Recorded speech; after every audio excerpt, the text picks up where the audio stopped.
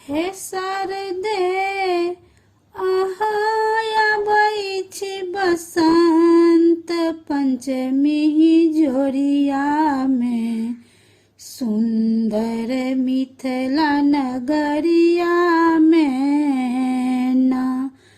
हे जननी आहाया बैछि बसंत पंचमी जोरिया में सुंदर मिथिला नगरिया में ना।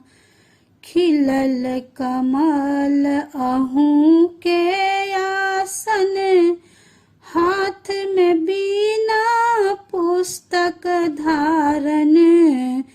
हे मैया खिलल कमल अहूँ के आसन हाथ में बीना पुस्तक धारण। हे जननी ज्ञान के ज्योति सगरो यहाँ जरलिये बीना बाली कहलिये ना। हे मैया ज्ञान के ज्योति सगरो यहाँ जरलिये बीना बाली कहलिये ना। हे मैया आबि रहल छथिन बसंत पंचमी जोरिया में सुंदर मिथिला नगरिया में ना।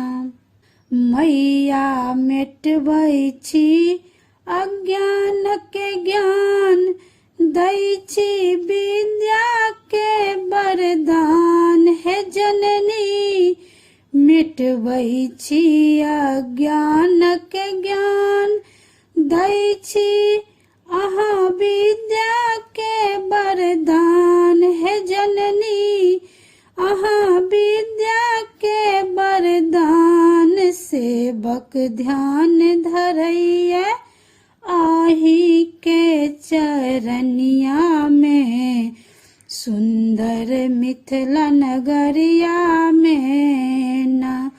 हे शारदे ध्यान धरैया सेवक आही के चरनिया में सुंदर मिथिला नगरिया में ना।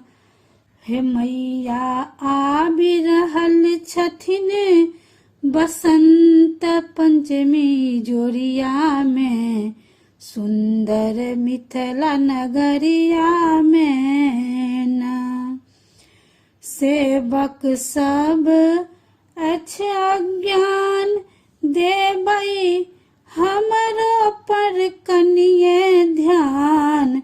हे शारदे हमरो पर कनिये ध्यान ज्ञानक ज्योति पसरल अछि अहाँके सगरो दुनिया में सुंदर मिथिला नगरिया में ना। हे शारदे ज्ञान के ज्योति पसरल अछि सगरो दुनिया में सुंदर मिथिला नगरिया में ना। हे मैया आबि रहल छथिन बसंत पंचमी जोरिया में सुंदर मिथिला नगरिया में ना। हे शारदे आबि रहल छथिन बसंत पंचमी जोरिया में सुंदर मिथिला नगरिया में ना। ये माता सरस्वती के गीत है, जिनका निक लागत लाइक शेयर सब्सक्राइब जरूर करू।